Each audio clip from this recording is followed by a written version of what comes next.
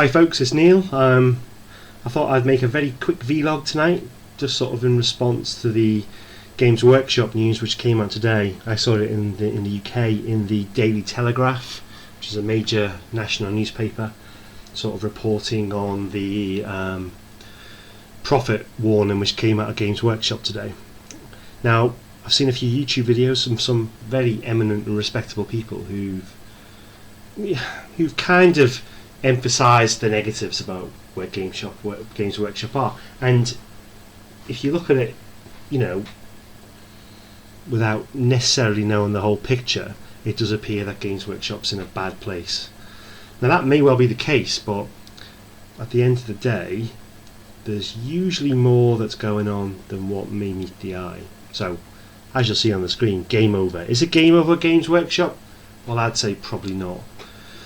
The reality is, as someone who lives in the UK and has a reasonable idea about how the UK economy works and what's going on in retail and so on, as an observer, not necessarily as an expert, I just wanted to really point out where Games Workshop's results fit into the grand scheme of things. Now, of course, they're an international company, so it's not all about the UK, but a significant proportion of their market is the UK.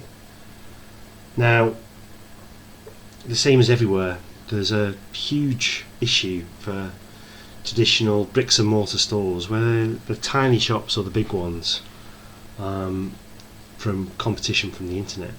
Now, obviously, Games Workshop has a standing in both, so therefore you would expect there to be a relative amount of sort of comfort for them to be selling on the internet, which would offset where they may lose money on selling on retail stores.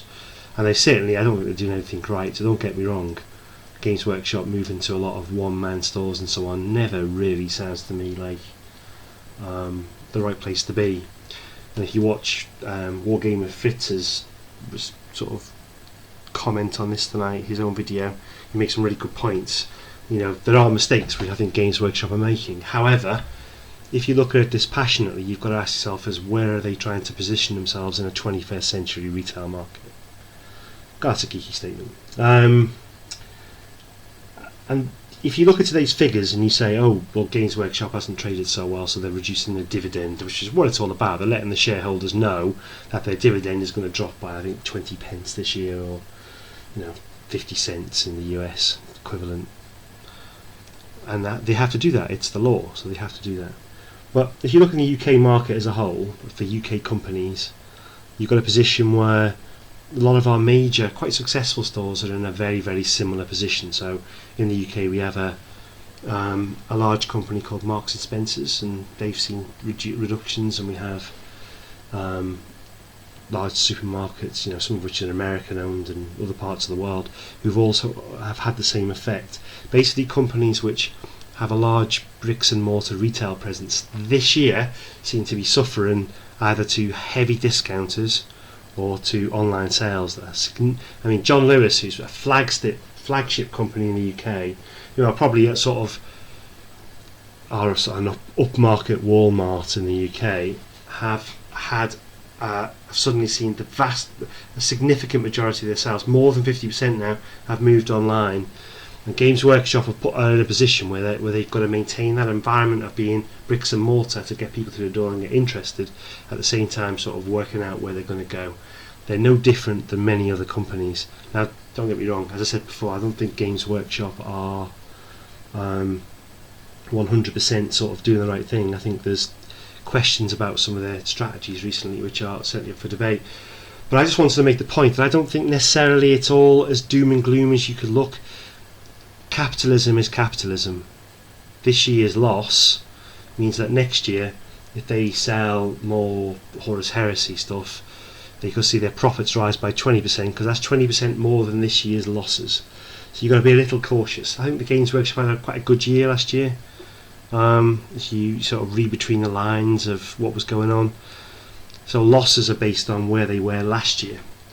And I'd be really seriously saying in a year's time it would not surprise me in the slightest, unless, looking at the way that the Horus Heresy stuff seems to be going, and potential options with 40k and other things and the specialist game stuff coming, that you may see that it will be a profit next year, an increase in profits, which will look good. The dividend will go up, and everyone will be saying, "Oh, Games Workshop, strong company, strong investment, whatever."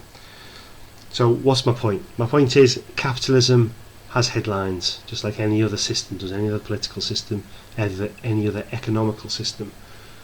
Just be very wary about what you read in the press. The press is marketing a point of view relative to a point in time. And the point in time is that Games Workshop are not doing as well as they are last year. Games Workshop need to learn from this, and don't get me wrong, but as a player, I'm looking at this thinking, yeah, in a year's time it'll probably be a different game. It might not be. If it's not the same in a year's time, then I'd be concerned if I was a GW investor. I do believe personally, as much as it pains me to say so, that Age of Sigmar does seem to be in a serious decline. They're going to have to do something very impressive to get people back interested in it. It saddens me because I like Age of Sigmar and I want to play it, but the support in my own local community, the meta, the area around here, it just seems to have died a death. And once people lose interest, it's very hard to re-engage with them. 40k is as strong as ever. Horus Heresy is in huge succession. The club I've joined very recently seems to have a dozen, 20 odd people trying to get into it. 2 of my friends have bought 3 or 4 boxes of Calth. I've only got 1. I'm feeling quite hard done by. Trying to build up a relatively medium scale Calth set. So it's not all doom and gloom. Is it game over for Games Workshop? Probably not. Unless they make a complete balls up, which, is an option, is something they could do. Personally, be careful what you wish for. I've seen people gloating on forums today saying how GW needs to be taught a lesson. A world without GW for wargaming is going to be a very different and very sad world.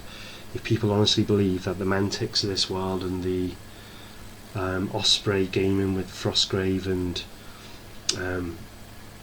my mind's gone blank, but the other games, the Infinities of this world, the whatever, are not going to take advantage of a collapsed Games Workshop and put their prices up and start doing the same things as living in an uncapitalistic world. So all I say is that just be careful what you wish for. If you're not a world without GW because they collapse, or their share price collapses, and people smile and think what a great world, to me would be almost a death knell for tabletop wargaming. It will become even more specialist. That's a controversial opinion.